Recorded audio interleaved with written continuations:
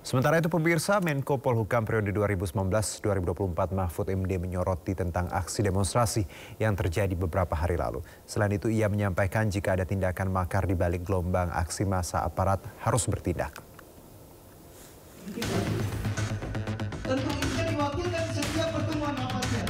Mahfud MD Menko Polhukam periode 2019-2024 menanggapi pernyataan Presiden Prabowo Subianto yang sebelumnya mengingatkan adanya gejala makar di balik gelombang aksi massa yang berakhir ricuh.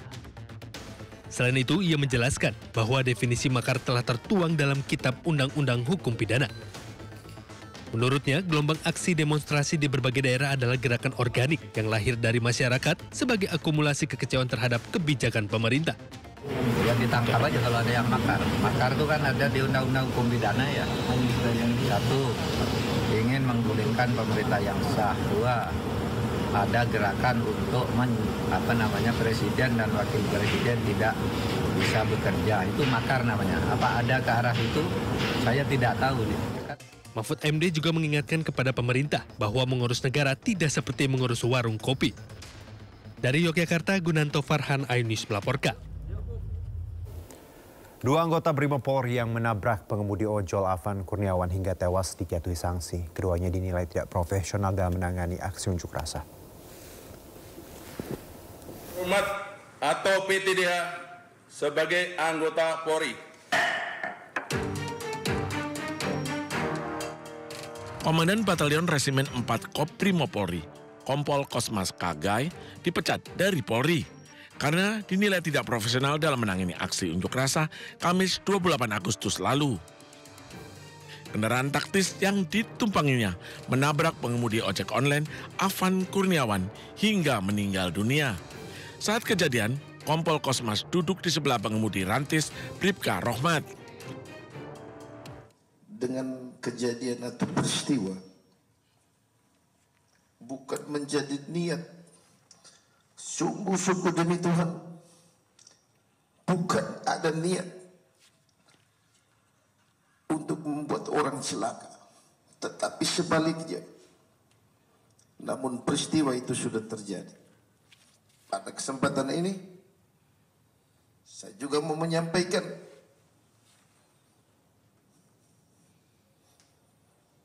duka cita yang mendalam kepada korban Afan Kurniawan serta keluarga besar. Sungguh-sungguh di luar dugaan, dan saya mengetahui ketika korban meninggal, ketika video viral. Sementara itu, pengemudi rantis Bribka Rohmat diberi sanksi demosi 7 tahun. Demosi adalah pemindahan anggota polisi ke jabatan yang lebih rendah.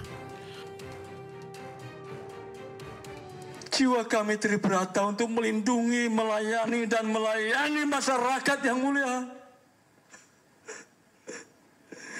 Tidak ada niat sedikit pun kami yang mulia untuk mencederai, apalagi sampai menghilangkan nyawa yang mulia. Komisi Kode Etik Polri juga menggelar sidang etik kepada 5 anggota polisi lainnya yang saat insiden penabrakan turut menjadi penumpang dalam rantis. Tim Liputan iNews melaporkan. Pemecatan Kompol Kosmas Kajugai penabrak Afan Kurniawan dalam sidang kode etik Polri menimbulkan gelombang penolakan dari sejumlah pihak. Hal ini dinilai dari rekam jejak dan pengabdian Kompol Kosmas untuk negara.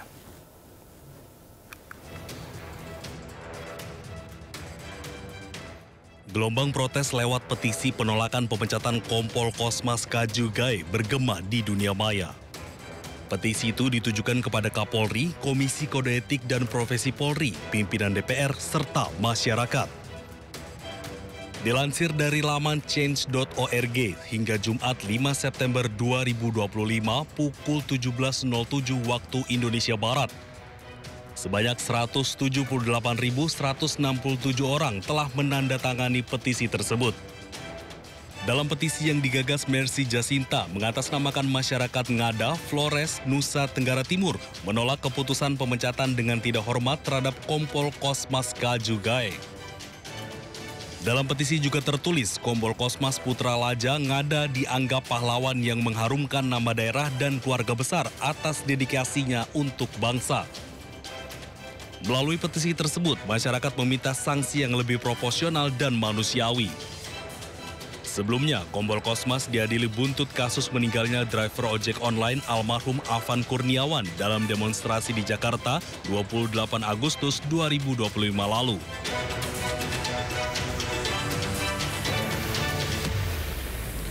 Menko Bidang Hukum, HAM, Imigrasi, dan Pemasyarakatan Yusril Iza Mahendra memastikan tindakan seluruh aparat berada di koridor hukum dan mengedepankan hak asasi manusia. Pemerintah juga menjamin kebebasan berpendapat masyarakat. Yang mengkoordinasikan di bidang hukum dan HAM untuk memastikan tindakan seluruh aparat penegak hukum itu berada di koridor hukum dan mengedepankan hak-hak asasi manusia. Dan ini juga ditekankan oleh Pak Presiden, jangan sampai ada satu tindakan itu di luar dari koridor hukum yang berlaku. Rakyat tidak perlu merasa takut, merasa khawatir ya, karena pemerintah menjamin kebebasan masyarakat untuk rakyat untuk menyampaikan aspirasinya, menyampaikan pendapat, ungkapan perasaannya melalui unjuk rasa sepanjang itu. Pemirsa, jawab 17+8 tuntutan rakyat. DPR RI umumkan 6 poin putusan yang diambil berdasar rapat dengan para ketua fraksi Kamis 4 September 2025. Pertama, DPR RI menyepakati menghentikan pemberian tunjangan perumahan anggota DPR RI terhitung 31 Agustus 2025. Kedua, DPR RI melakukan moratorium atau penangguhan kunjungan kerja luar negeri terhitung 1 September 2025 kecuali menghadiri undangan kenegaraan.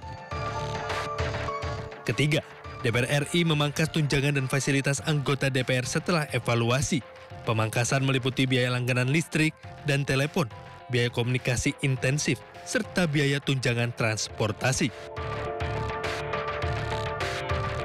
Keempat, anggota DPR RI yang dinonaktifkan oleh partai politiknya tidak dibayarkan hak-hak keuangannya. Kelima, pimpinan DPR RI menindaklanjuti penonaktifan sejumlah anggota DPR RI yang dilakukan parpol melalui Mahkamah Partai Politik masing-masing dengan meminta Mahkamah Kehormatan DPR RI untuk berkoordinasi dengan Mahkamah Partai Politik masing-masing yang telah memulai pemeriksaan terhadap anggota DPR dimaksud. Keenam, DPR RI perkuat transparansi dan partisipasi publik dalam proses legislasi atau pembuatan undang-undang dan kebijakan lain. Menyepakati menghentikan pemberian tunjangan perumahan anggota DPR RI terhitung sejak tanggal 31 Agustus 2025. Yang kedua, DPR RI melakukan moratorium kunjungan kerja ke luar negeri DPR RI terhitung sejak tanggal 1 September 2025 kecuali menghadiri undangan kenegaraan. 3.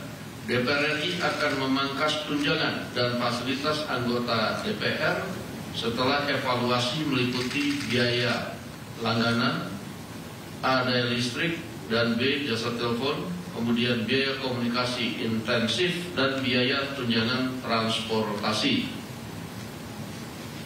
4. Anggota DPR RI yang telah dinonaktifkan oleh partai politiknya tidak dibayarkan hak keuangannya. 5.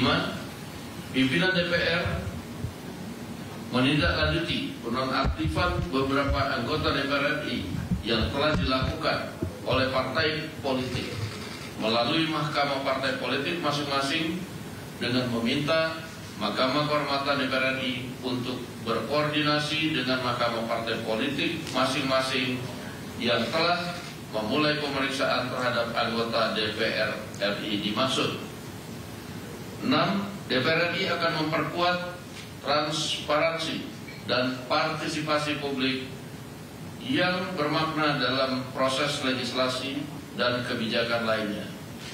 Ditandatangani oleh pimpinan DPR RI, Ibu Puan Maharani, saya Supmi Dasko Ahmad, Pak Saan Mustafa, dan Pak Cucun Ahmad Samsuri.